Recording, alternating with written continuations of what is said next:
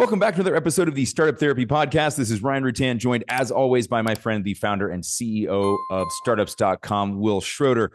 Wil, we know founders who've come from all kinds of different backgrounds with all sorts of different resumes before, during, after they started. Some have college degrees and many don't. And you suggested that today we tee off like, what is the value of a college degree if your path was already set for startupdom, right? You're like, this is what I want to go and do, right? We're not talking about if you want to become an engineer or a doctor, a lawyer, you still have to go get certified, to go get a degree. But if you were planning on just building stuff, what's the value of this thing? And at the risk of becoming that uncle at Thanksgiving who's convincing you to drop out of college, we might actually be right. That scares me. And it scares me not because I'm worried about my opinion on it. It scares me because we have such an ingrained culture that said college equals good and anything not college equals bad. And I think particularly for founders, particularly for the people who do what we do or want to do what we do, that is bullshit.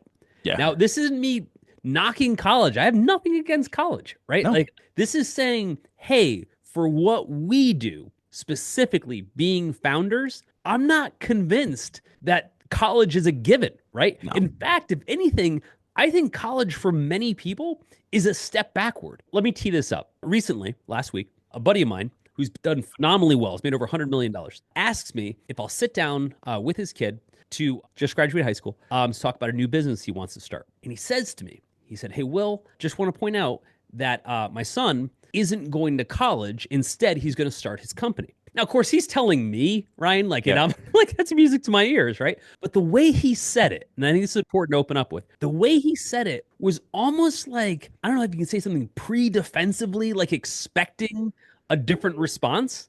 Do you know what I mean? I'm sure he's gotten different responses to that than the one that would clearly be proffered by you or I, where it's like, hell yeah. Right? I'm sure not everybody gave him that reaction. That's where this started, okay? Yeah. So in the back of my mind, when he said it, I was like, I kind of wish I heard this more often. Again, this isn't a knock against college. I'm just saying relative to what we do as founders, it wouldn't be my first recommendation. So we get to lunch and we sit down. And his son, since I've known since he's a little kid, is wonderful, right? And he wants to start his own business, a legit business, like a real business that makes real money, et cetera. And he's talking about not going to college. In the back of my mind, I'm not sure why, I immediately wanted to tell him what he's going to be missing by not going to college.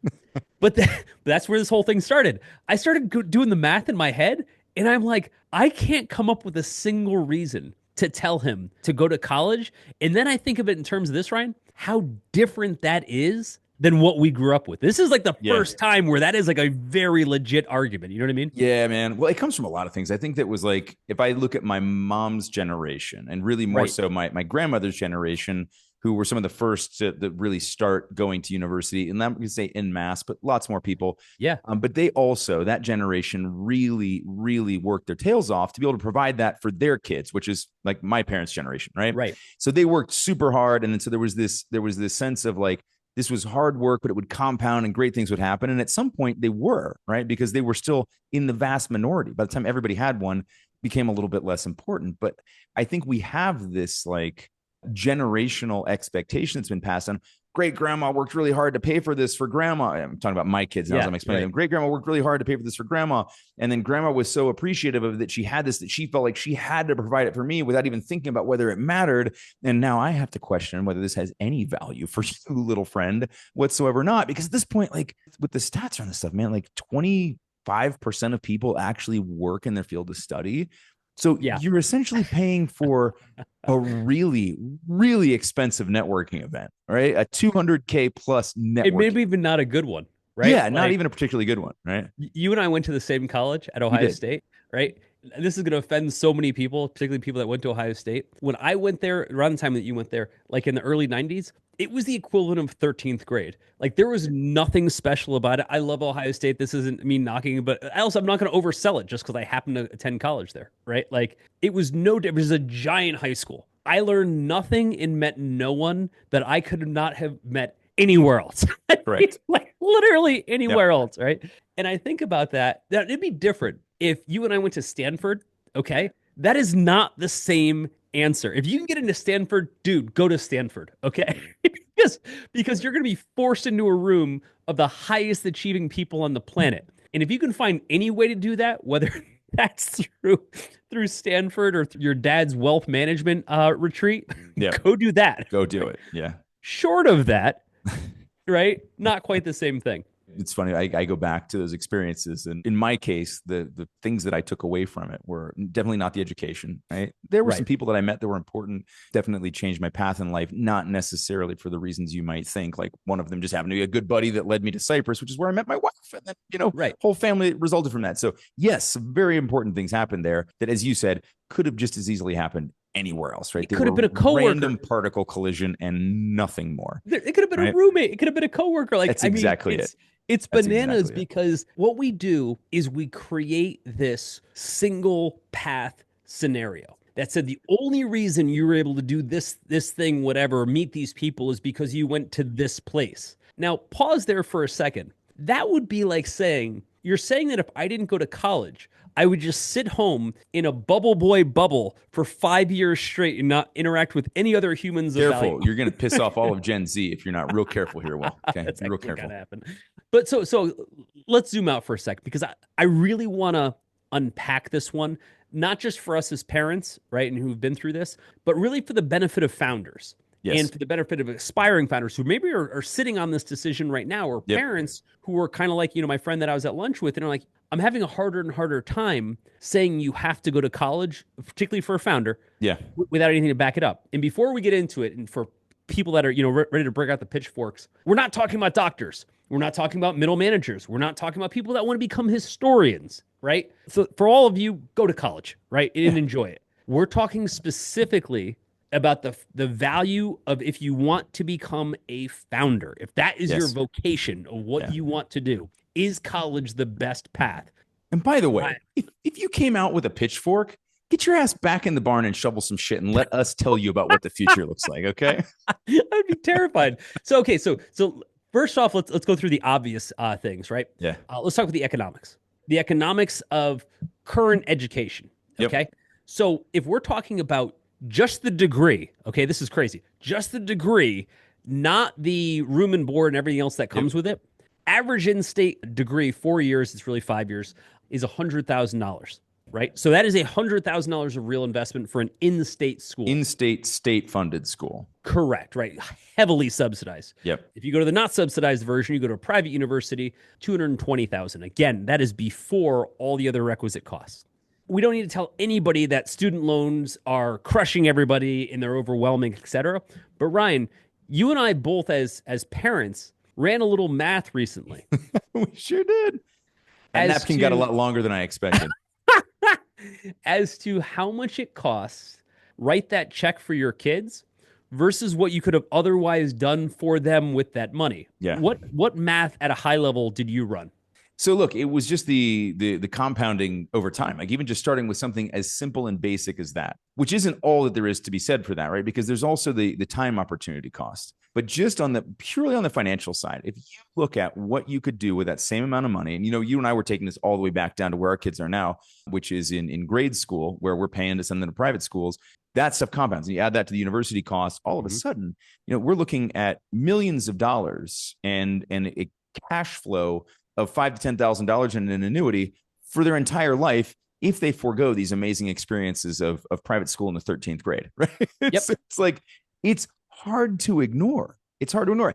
And look, something else that doesn't account for, Will, which is that there's the cost of that degree.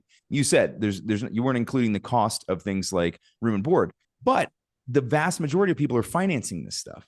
Which means you are also paying interest on this. The compounded right? So not only are you not only compounding your time and your money loss at the beginning, you're compounding the amount of time and the amount of money that it takes you to overcome that, right? So it gets really shitty really quick. I want to run two scenarios on the numbers, okay? Scenario number one, I take whatever debt I'm going to incur. Let's call it $100,000 or Yep. whatever it's going to be, $200,000, and then I apply compounding over 25 years, and whatever that comes out to, and it comes out to something bananas like $300,000. I did it. Right? I have it right here in front of me. Okay, so go. If you compound, I did it at 220. I did it at 220, which was a stat I came up with. I think that was the average cost of university overall, right? So that may include some room and board, whatever. It is what it is. 220,000 compound. And I went ahead and did it for 45 years because I thought we'll just go from 20 to retirement age, right? Okay, sure. Yeah. Just for funsies. At a low end return, 6 to 8%, you're going to end up with somewhere between $7 and $9 million. Pause for a second. I just want the audience to understand what we're saying. Taking that money, remember that's net of taxes in order for you to get that, right? Taking that same money, instead of giving it to a university, you put it retirement account, S&P index fund that gets index fund, right, 6 to 8% per year. Right. If you get closer to the actual market return of 8 to 10%, that turns into $17.54 million. Seriously? Yep. God damn. Okay, that's 45 years. That's a long period of time. Massive, but it's also the same amount of time that you would normally work. And I'd love to know how many college graduates end up with all that extra money they make thanks to the degree. Have $17.5 million to retire on. Okay, how about this one? I ran the numbers for my kids who are both in a private school. Okay, 12 years of private school. Okay, tuition it breaks out to about $3,000 per month per kid. Okay, so that's $6,000 a month over the course of 12 years. It's actually a little bit longer because they have kindergarten stuff. But over the course of 12 years, net, I'm going to drop about $1 million on their education. By the way, this is before they go to college. Yep. Okay. Now, ran a little bit of math on that and terrified my wife in the process, okay? I said, okay, so how do we just take in that same amount of money, okay? And instead of sending it to the school, we sent it to our money manager, right, to invest, okay? We were looking at a slightly higher return on money, about 12%, which actually, I mean, if you really track the S&P, it's done fairly well, but let's just bear with me. Okay? I was accounting for some things like inflation. So no doubt. So this is not inflation adjusted or anything else like that, which would be a meaningful offset. If we did nothing but that, okay, this one's going to be even simpler. I'm not even using compounding. If we took all the money that we were otherwise going to send them through private school, again, this is before college, and just put it in a money market account or like an index fund or whatever, right? By the time they graduated high school, our dowry gift to each of them, let's say combined, would be $1 million, okay? So here's what we'd say to our kids. Before you consider college, remember that our $1 million that's going to be generating 12% a year will generate $120,000 for the two of you for life. That's assuming you spent it and you didn't reinvest it and compound. If you compound it, you get Ryan's number. But what I'm saying is if you spent every penny of that return, you would each have $6,000 before you rolled out of bed every year for the rest of your life. Every month for every year. For the I'm sorry. Yeah, every month, right? So hold on. I'm going to do the rest of this calculation real quick. So $6,000 times 12, $72,000 a year. We're doing it in 45 years. Yep. $3.2 million per kid. Plus $3.2 million per kid. And that's just over that's 45 years. They spend it every month. Assuming they spent it. The asset balance is still there. 100%. And so when we talk about it's totally worth it economically, compared to what? Compared to like seriously, you can't say that it's worth it and then refuse to quantify it when you put actual dollars toward it. So let's just all agree that the cost of education, the net cost of education has clearly gotten beyond what most people could reasonably return with that same money. Yeah. Okay. 100%. And so when folks retreat from that argument, they immediately go into, yes, but those are the formative years of your life. And those are, years that you're going to meet people and evolve as a human and have these experiences. Okay. We weren't suggesting to lock you into a sarcophagus for 5 to 6 years and then release you back into the wild. Yeah, like guys, we're going to use the Han Solo cryo chamber. And we're just going to freeze you because we don't even want to have to feed you during this period while we're saving this money for your future. We're just going to put you into stasis. Yeah. Okay, so but let's go take this further. Remember, we're talking about founders. So Ryan, let's say that each of us, hey, remember the movie Trading Places from the 80s? Oh, yeah. Let's say you've got Dan Aykroyd and I've got Eddie Murphy. Perfect. Okay. And we're betting on which one's going to do better. Okay. My Eddie Murphy starts his own company. Okay. You're Dan Aykroyd. he goes to college. Yeah. Within the 5 years on average that they're going to evolve over the next 5 years, Yep. which one of those two is likely to come out further ahead? Is the first test beer pong? So Because if so, I've got you, but hands down. So here's where it gets interesting. When people run this calculation, like where could that time have been better used for 5 years? They make so many mistakes in this calculation. The first mistake they make is they're like, well, my kid, wasn't mature enough, isn't, blah, blah, isn't cool. Then we're not talking about your kid, right? Like, right. By the way, we're talking about people that were planning on becoming founders now, right? Yeah. Like my buddy who I was asked me to mentor his kid at lunch is ready to become a founder now. Yeah, man. That's the thing. Right? Like university for somebody who's planning to be a founder is just a really expensive procrastination tool. Unbelievable. Right? That's the only way I can see it. Here's something else. I want to get your take on this because here's an intangible, right? It ties back to the finances of it. But with student loan debt just hit what, like 1.75 trillion or something? Yeah, it's bananas. It's a massive amount of money, right? So here's something that occurred to me the other day. We've created an entire generation of people who are now maybe not completely risk averse, but they're now less risk tolerant because they have this debt anchor hanging around their neck. So there's a limit to what you can do. If like, look, I got $1,000 a month student loan payment. I can't not have an income, or I can't reduce. I can't be ramen profitable while also paying my student loans. So I'm worried that we've created an entire generation of people who are going to be employees simply because they can't afford to take the risk of being a founder. 100%. And they'll tell you the same. Now, let's keep our little experiment going, Sure. Okay? So my Eddie Murphy goes out there, starts his own company.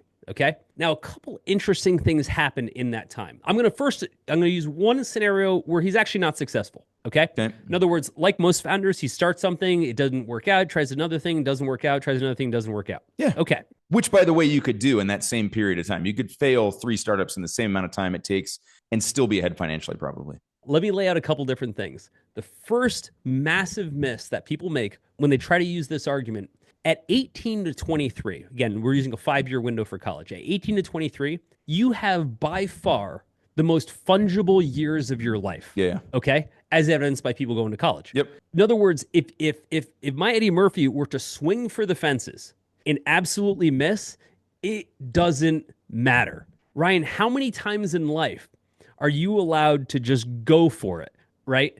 Put everything on the line, miss completely, and have it actually not matter? Try that to a 42-year-old Eddie Murphy with 3 kids and a mortgage. Yeah. It's not going to happen, right? Yeah. You're taking somebody who has the greatest flexibility to take risk at a time when all they can do is learn and expand, and taking it away from them. Yeah. You're saying, no, go do this other thing where you're in a classroom. At best, you're rate limiting it, right? At best, you're rate limiting it. Right. At worst, they're going to have a completely changed, different, and worse experience. At best, you're rate limiting that because you're putting them into an extremely rigid system. It just has to be by definition. I did it. You did it. Okay. So I'll give my own experience here. I started my first company when I was 19. I was a student at Ohio State, and I hated school. Now, this isn't because I love learning. I hated school. Mm-hmm. Okay. And these two things aren't mutually exclusive, right? So what happened was I'd go to class and they would hand me one book and say, you have the whole semester to read this one book. Your digestion of it is going to be quantified and qualified by how well you recite it on a test. It turns out I'm actually really bad at taking tests, but I'm great at learning. Yeah. And that's how this whole thing works.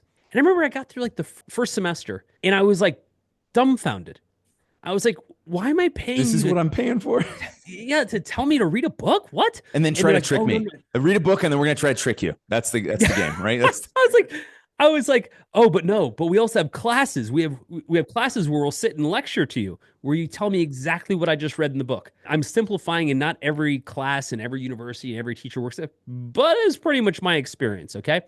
And so after a while, I'm like, hey, I love this economics course. Why don't I just read the whole book now? Right. And they were like, whoa. You can't read the whole book now. What will you do with the other 9 weeks, idiot? It's like, what is taking tests my road to learning? Yeah. Anyway, so I drop out. And, I've said this before. I go to my guidance counselor, and this is like circa 92, 93. And I'm like, 93. And I'm like, hey, I want to drop out of college, and I want to start an internet company. And her first question was, what's the internet? Like there was a time where nobody knew. So I ended up starting this company. And by the time my peers, the very people that I was like still had as roommates, by the way, by the time they had graduated college and by the time they were looking for their first jobs, like entering the workforce at call it 22, 23, I already owned a home. I'd already been running my company for years. I was, my resume said CEO, right? Like I was light years ahead of where they were. And not only that, they would never catch up. Because if you started that early at that much of a forward progression, it's almost impossible by someone else's rate limiting to ever catch up. It's compounding at work in the same way, right? Not necessarily only in financial terms, but the same compounding occurs. We start stacking up those experiences, that resume early on, it just continues to grow from there, right? And it snowballs. Build on that, right? Because I want to ask you this. Take your experience, because you started an agency too. Think of how quickly you learned because you didn't have a boss, meaning like you weren't rate limited by being the intern, right? Yep. Compared to your peers who had to then take their degree, get whatever job was afforded to them, and work at their pace and learn at their pace. How was that different? You learning at your own pace? It was night and day, because not only was I learning at my own pace, I was learning the things I needed to execute in the industry I wanted to be in. They're being taught from an economics book, right? Not that the principles of macroeconomics aren't important, that the principles of microeconomics aren't important, but like taught at the level that they are, it's so far from how you would actually apply into that stuff that it's completely irrelevant. So it wasn't just the pace of learning, it was what I was learning in particular. Yeah, that's my point. Absolutely changed the pace and the outcomes, right? Like, let's just even say, hold pace aside. Let's say we both learned at exactly the same pace. The challenge is the stuff that they learned wasn't relevant or useful, and the stuff that I did was. They going, well, I learned just as fast as Ryan. Yeah, but you learned some shit we don't need you to do. So what are we going to do with it? We got to start you here. He can start here. You know, something that's really funny about everything we talk about here is that none of it is new. Everything you're dealing with right now has been done 1,000 times before you, which means the answer already exists. You may just not know it, but that's okay. That's kind of what we're here to do. We talk about this stuff on the show, but we actually solve these problems all day long at groups.startups.com. So if any of this sounds familiar, stop guessing about what to do. Let us just give you the answers to the test and be done with it. Also, this is, again, this whole conversation is specific to founders. Founders need such a broad skill set of things to learn. If I'm a founder, I have to have some fundamental knowledge of finance, of marketing, of product development, and depending on my thing, code. It could be manufacturing. It could be sales. I had to learn all of those things. Wait, Will, did you just throw a hand grenade into the whole, but we want to create well-rounded individuals argument for university too at the same time? Did you just do that? In my limited experience in college, and again, I'll go back to, I love to learn. I absolutely love to learn. You still do it on a daily basis. I watch you. Yeah, that's my thing. But I found college to be incredibly rate limiting. I wanted to learn and act and do much faster than college was possibly going to. Not just read and read and listen and listen and read and read and read and test. I wanted to be in the business of getting shit done, not in the business of taking tests, right? And that's what my experience was. Had the experience been different, if college wasn't about testing, or because I wanted to become a founder, it turned out, had they been the best possible place for me to become a founder, Ryan, I would have been fired up. I would have never left. Yeah. Right. If it was a startup but lab they weren't. or something, or just, something other than what it actually is. And so when I look at things that I learned, that I was kind of turned on to, that were outside of my field of study, here's some interesting ones. Number one, my field of study was theater. Mm-hmm. Which is ironic because I didn't care about theater whatsoever. But I took it because it had the lowest academic requirements, and I figured it's the one thing I couldn't fail out of, but that's here nor there. But as part of that, I was forced to take a philosophy class, and I loved it, right? Absolutely loved philosophy, right? And I dug in deep, and I started getting into all kinds of books that weren't recommended, as part of the curriculum. I took an economics course, blew my mind, okay? Now, mind you, I'm also 18 years old. So kind of whatever you put in front of me this is going to blow my mind, right? Of course, it's like I don't know anything. So I can't say like college gave that to me. Yeah. Anybody that would have handed me a book a book, Literally any anything. kind of information, a little bit of context, and we were off to the races. Yeah. And so the idea that I needed college to be able to access that information, first off, is dated as hell, right? In the last 5 years, and Ryan, you and I share stories about this all the time. In the last 5 years, I've gone down so many learning rabbit holes, right? I've learned 3D modeling, I've learned architecture, I've learned code, I've learned, stable diffusion, AI. I've learned like all of this stuff. And it would never occur to me in a million years to take a college course to learn anything. I've learned cabinet making, right? I'm like a professional cabinet maker. I've never been to You taught me how to make cabinets based on your learnings. Yeah, exactly. And so like this idea that college has this monopoly effect on learning is bananas to me. Because like in what year is that true? Certainly not in 2025. No, we got a couple more tools these days. No, dude, I think I told you this story already, but I learned Python while I was still in university, right? I took a Python course and I learned Python. Well, then enough time went by that I had basically forgotten Python. And so what did I do? I went and learned it from a 12-year-old, I think. 12, 13. I mean, I'm not kidding. I'm not making this up. 12, 13, 14-year-old on YouTube. Try getting that ROI in terms of the amount of time that I spent on it was not much. And the amount of money I spent on it was zero, apart from having to consume a couple of ads. Try getting that from a tenured professor, right? I dare you. Again, when we're talking specifically about becoming a founder, there, as Liam Neeson say, a certain set of tools that you need. The way I look at it is for the things that we need, most of it can't be taught as much as it has to be learned. In the distinction there, learned by doing, not taught by preaching. Yeah. When you and I sit down, we coach founders all day long. This is literally what we do all day. What we do is we say, here's roughly where you need to be pointed. Now go do.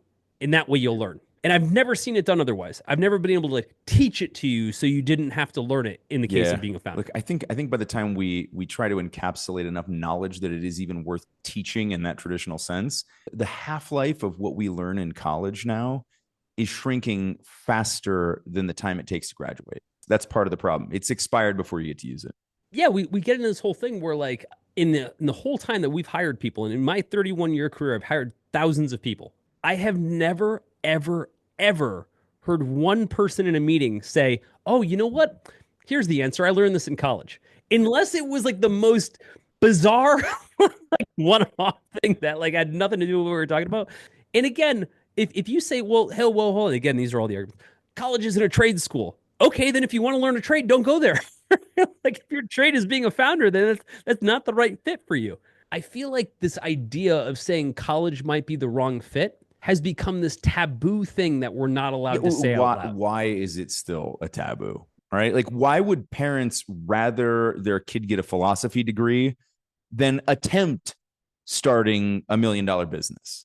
Right. I guess one of them fits on a bumper sticker. The other one doesn't. I don't know. Like, my takeaway has always been that for a very long time, certainly in the United States here, it has been instantiated that college equals success, or more specifically, what we really are saying, and nobody's allowed to say it, is college separates you from the unsuccessful. Yep. Okay. And what that used to mean is that it's an agriculture job. And by the way, I'm not knocking people in agriculture. It's a manufacturing job, not knocking people in manufacturing. But the idea was that if you went to college, you would separate yourself from your peers that would otherwise do manual or unskilled labor. It was a financial side of the tracks. Correct. Type delineation, right? Right. The problem is now you look and you go on the other side, like there's only 6 people over on the other side now. What are we all doing over here, right? By the way, who's actually doing those jobs now? Where's our food and our manufacturing going to come from? To be fair, that same argument existed when I was growing up around getting a diploma. Yeah. You got to get your high school diploma. Yep. Right. And then it just became table stakes. It was, of course, people have a diploma. Now, and this is what's pissing people off, a bachelor's degree has become so meaningless across so many things that paying this massive premium to essentially get table stakes, and to your point, where you look around the room and everybody's already there to begin with. So I think that's dangerous. And then this notion has become college is this great separator. Yes, but that doesn't mean it's the only separator. Like that is not the only way to separate yourself. And what I tell young people now who are going through, high school, et cetera, I said, if you're relying on college to separate yourself, you are screwed from the jump because college will no longer separate you. It's not what you learn in college. It's what you do when you're young. It's the experience you get. You don't want to be 22 with a diploma. You want to be 22 with a resume. And the difference is doing. No, 100%. That's what it comes down to, right? And I think that we've confused credentials with capability, right? LinkedIn loves degrees, but you know what customers and employers love? Solutions, skills, outcomes, right? Did you scale a customer acquisition campaign? Yes or no? Yeah, exactly. Right. That's what it comes down to. So, I think but to your point, like the diploma degree industrial complex is real. And again, part of that's that generational thing I was talking about at the beginning. All right. Part of it is almost to some degree, it's an ego thing saying, I can provide this for you, child. Yeah. Right. Whether you need it or not. Again, I'm going to give this to you because that makes me feel good. But I feel, again, like I'm going to come back to what I said before. I feel like it's costing us not an entire generation, but it is reducing, at least geometrically, the number of people who are going to start a business because they have the pressure to go to university. And once they do that, then they have the pressure to get ROI from that degree, which we can talk about that in a second. And then there's the fact they probably have debt hanging around their neck, which is going to keep them from having the risk tolerance to start in the first place. But let's take it back to the premise here. Yep. Is that the best path if you want to become a founder? No. If you want to become a founder, how is it that the 5 years you're going to invest in college will have a better ROI for becoming a founder than 5 years you're going to invest actually starting a company? Yep. What are you going to have as a starting place at 23 years old, having graduated college to become a founder that you wouldn't have had, that you'd have lost out on by having just started any business, whether it was successful or not, in running it for 5 years or running, the next business, the next business, the next business. When you start something, you are force-fed education at a fire hose rate, right? Ryan, when you and I started our businesses, we both started interactive agencies. We had to learn sales. We had to learn finance. And what was fascinating to me is that I generally, like when I was sitting in a classroom, Ryan, I would zone out so fast. Right? I've zoned out so fast. But as soon as you said this information has consequence for you, I was like Rain Man, right? Like I was just like all about it. I was the Einstein in the room, right? Doing and starting my own business. Like I'll give you an example. When I was in high school and in college, I never made it past Math 050. 050 is so remedial that you're not even to the hundreds yet. Yeah, I was like, I didn't know that existed. 101. Yeah, I do. Because I failed algebra in freshman year of high school and never completed algebra all the way through my sophomore year of college. Okay. Now I want to pause on that. So clearly I'm not sweet at algebra, but I've been a CFO for 25 years now. I'm the startups.com CFO. I'm pretty good with numbers, actually. I'm pretty good with numbers, but I'm not great at algebra. Now just pause there for a second. The moment you said, Will, here are things with variables. And variables could create conditions that you're trying to get to. And if you put dollar signs in front of those variables, that is your income we're talking about. You can have house if you solve for X. You cannot have house if you don't solve for X. Yes. Oh, wow. All of a sudden, X got real important. My point is, when you force someone young with that big sponge of a brain, especially a founder, into situations where they have to learn customer acquisition, they have to learn finance, et cetera, they are going to learn geometrically faster than they would possibly have to learn because they have a test coming up. Yep. It's not even remotely close. And I think that alone is a powerful motivator. We kind of jumped out of order because I feel like we got into college doesn't have monopoly on learning, then we jumped back to taboo. Yeah, that's why I called it out, because the way the conversation was going, it made more sense to cover that. Yeah. Just to know how, if you want to begin the wind down from here, want to close out. It's a bit of the end of taboo, to say this out loud, and it's a bit of a restart the conversation. Founders don't look at what everybody else is doing. That's sort of the point. If you're a founder, your first thought is, hey, yeah, that worked for everybody else, but I'm going to go over here because that's not what works for me. Why don't you open up that part? Like, hey, Will, this is like fundamental in how founders think. If they weren't questioned in college, they probably wouldn't be founders to begin with. Yeah, I mean, this feels fundamental. Well, this is like Founder 101. We look at things differently, right? We think about risk tolerance. We think about opportunity cost in a different way. If you weren't already somehow questioning the value of a university degree, you probably aren't exactly on the founder path, at least not yet, right? Some people don't discover this up until later. Like they go work a shitty job for a couple of years and realize like, I am never going to make back the money I spent on this thing. And I'm not even in the field that I graduated from, and I'm underemployed and. But like, this is kind of like the threads of the fabric we're weaving anyways, isn't it? It's a bit of a litmus test, right? Like, and again, this isn't saying if you go to college, you can't be a founder. It's saying if you're meant to be a founder and you aren't questioning things like this, like, hey, this is what everybody else does, it's probably not your default condition. The reason I was running to my guidance counselor when I was 19 years old, like giddy as can be about dropping out of college, was because I looked at the full equation and I was like, this is a giant waste of my time. And it was. And I don't look at college as this, oh my God, it's untouchable. No, college is a service. It's something I pay money for, and it delivers or it doesn't. Now, there's nothing wrong with the college I went to. I was not right for college. It's that simple. The outcome you wanted in life didn't map back to starting with college. Right? Yeah. They're like, hey, if you follow this path in 5 years, you'll be able to start doing what you want to do. I'm like, why the hell would I want to wait 5 years? Yeah, right. I want to do it now. Like, you're in my way. For a certain number of people, and I think this is highly relevant to many founders, the idea of going through this kind of structured, we're going to feed you as we go, and we'll tell you at which pace you've advanced, is absolutely antithetical to how we're built. Like, to me, that is torture. It's not an accelerant. That's the part that sounds like heresy to us. That's the part that sounds like it's just absolutely crazy. And look, like you said, college isn't evil. It's just optional. And especially for founders. But we have begun to treat optional like heresy. It's not, right? Because again, to us, the opposite sounds true. You're saying like, hang on, you're going to spend 4 to 6 years preparing me for the real world by keeping me away from most of the things I'm going to do in the real world? Why? Right? To your point, like, why can't I just start doing that stuff now? What is it? Why do I need to sit on a lab bench for 5 or 6 years if I've got tools and I can just start doing something now? I remember a buddy of mine, actually a guy you know as well. He was still in college, right? And he's like senior year. He's still at his frat house, right, on campus. And he and I were going out that night. And he said, "Hey, can you pick me up?" I was like, "Oh yeah, sure. I'll be by whatever time." So I pull up, and it was still light outside. It was like 8:30 in the evening on in a late spring or something like that. And I pull up. It dawns on me because Ryan, I've been so heads down at this point that everything that I pull up to is a bunch of bikes chained up to a chain link fence, right? It's like one kid with like a 1982 Datsun, and I'm pulling up in a new Lamborghini, right? And I'm thinking to myself, I could have pulled up on a bike. In fact, like a few years ago, that's exactly what I was writing. I'm using the Lamborghini as a comparison, although that is what happened.